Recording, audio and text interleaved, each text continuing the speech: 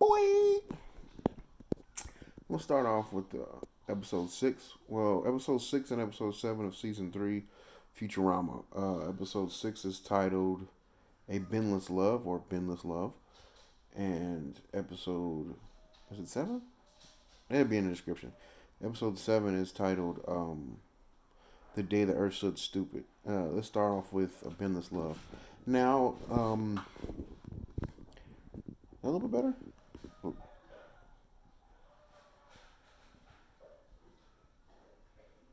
I don't know how good. I'm just listening to the sounds of my neighbors in quarantine. Like all of us, a little bit more active at home, a little bit more active in home life.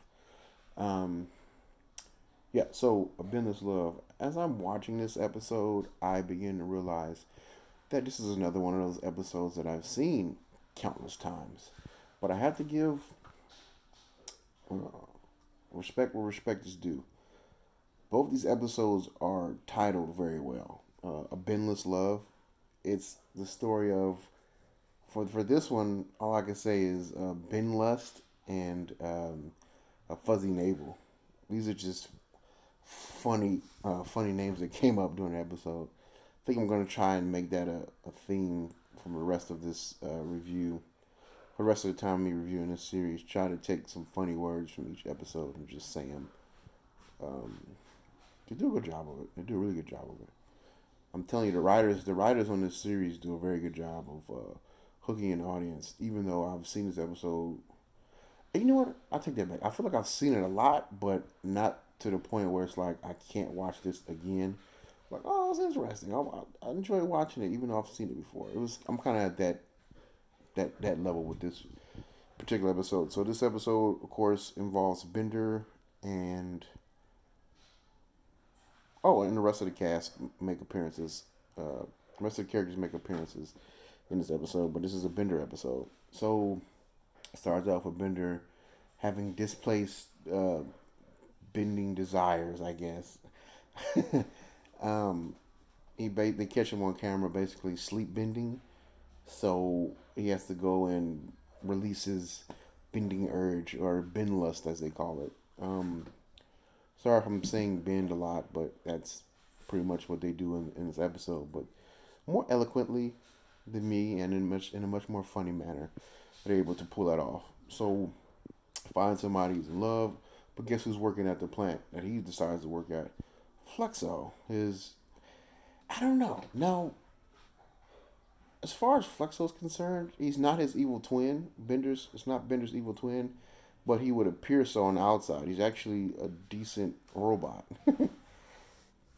I guess passive aggressive is the word to describe him. Um, I don't even think it's that dumb. Passive aggressive, now that I know the definition of it, can be kind of annoying. But I don't know. I think he's a great character, even though it's literally just like a little. That's it. It's like a little beard, like a little soul patch. That's it. But they're both of the robots are identical, Bender and Flexo, except for a little soul patch. And it seems like Flexo always seems to get the short end of the deal. But in this one, he winds up getting a girl. No, I just ruined the episode. But like I said, Bender falls in love with a bending robot, and I'm trying to think. Yeah, Bender falls in love with a bending robot, and what does he do? He pretends to be Flexo to catch her cheating on him with Flexo, and then surprise him as himself. I think I'm not smart enough to to try and retell that joke, and I think I just butchered it. But that's the gist of the episode. It's actually not a bad episode. I'm gonna rate it like middle of the field. I'm not gonna give it a higher score. It's not, like I said, I've seen it a couple times, but now that I've done watching it, it's like, it's pretty good, not bad. I know I'm trying to do these reviews a little bit faster. I don't know why. Maybe I'm not trying to do it faster. This one just doesn't have enough for me to sit here and talk that long about. That's pretty much the episode. Bender needs to get rid of his pent up bending desires. Finds a woman, then tries to he basically pushes her away, and then she falls back in love with Flexo because Flexo was actually married to the woman before Bender fell in love with her. Oh yeah, and the robot mob come and get involved, but it's still a pretty good episode. Now, episode 7, if I believe this is, or is it 6? Is it 6 or 7? Jeez, I really should know these things before I start recording. But anyway, this one is titled "The Day the Earth Stood Stupid," which is a play on an older movie which was called "The Day the Earth Stood Still," I believe. Aliens come to the Earth and invade. I haven't seen it. I've only seen clips of it, so I'm not going to try and describe the movie. But it's one of those classic pieces of filmmaking that deserves its credit here. That's why I'd say this is a pretty good title as far as Futurama is concerned. Now, this episode is a little bit more on the creative side. They are giant brains. That's it, giant brains that take over worlds by causing people to become stupid. And to be honest with you, this whole episode was created in order to bring to the spotlight that TV in the creators and the writers' opinion is ruining the youth of America, and they need to be reading more. Now, in today's world, this wouldn't. I don't think this is holds any merit because um, TV is TV is really not watched that much, in my opinion. I feel like a lot of people are on streaming services, Netflix, Hulu, um, Jesus, even YouTube. Those three things alone get more eyeballs on them than TV does. And we're on the street. It's not for me. We're on the street. Most people get their news from Twitter, which now I'm just talking about stuff that's going on. Now I'm talking about current events and things like that, which I don't think I should be. I think I should be sticking to the move to this particular episode. But I feel it's important to try and tie it in because that was the message that was trying to be. That was the message. The intent of this episode was to get people to, or get kids, in their opinion, to um, read.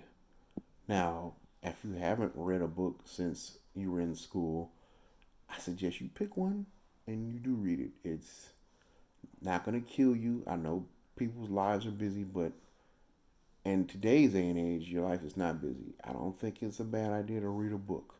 I know it sounds kind of silly, like, why would I read a book?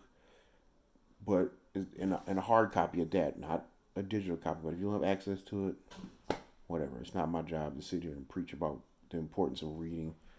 Um, it's just I can only speak on my from personal experience. The the enjoyment and satisfaction I get from turning that last page after I've read 200 or 300 pages, and I know that's kind of low, but that's about as much as I can tolerate. About 3 to 420 somewhere. 300 to 420 pages is about as much as I could read in a hard copy of a book. As much as I have read. That's the word I'm looking for. that shows you I need to read more. That's about as much as I can read. But there's a connection you get with turning those pages and reading that book, and especially if it's a good book. And if you read a good book and it's so transformative, it could, you know, like Narnia, it'll take you off there. But get back to the episode. I apologize. So these brains come, and like I said, their job is the way they gain control of each planet is by making the populace stupider. I mean, really stupid. Not just like, oh, I don't know how to add, but I know how to multiply a little bit, or something like that. Yeah, I don't know how to multiply, but I know how to add a little bit, something like that. But they make them to where they can't understand that a book has to go in there like this. They're trying to do this. And let me see if there's words I can get or phrases I can get from this episode. Um, Is there any phrases I can get from this? Any phrases that stood out? I just like the thinking part of this episode. That's what makes me like this episode.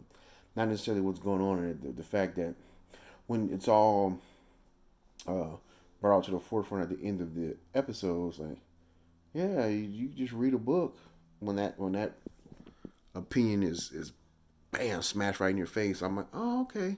I feel like it's a great way to get that idea out there in atmosphere. Though I like that idea. Put them in a TV show. Um, Lost my train of thought there.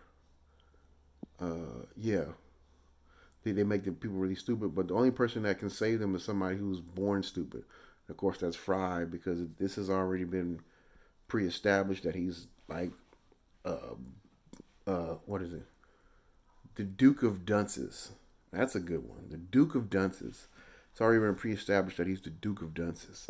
So, it takes a stupid one to make the brains flee because he's so dim-witted as he's trying to think. It hurts their brain because their brains. So apparently, the only way they can communicate is telepathically. So Fry wins in the end. They push their agenda that kids need to be reading books, not watching TV, which I think a balance. Far as I'm concerned, anything in life can be done in moderation. I feel like that's a good way to look at things. Not too much TV, not too much books. Somewhere in between. Somewhere in between. But I know if you force somebody to do something they don't want to do, they're not going to do it. And I think this was uh,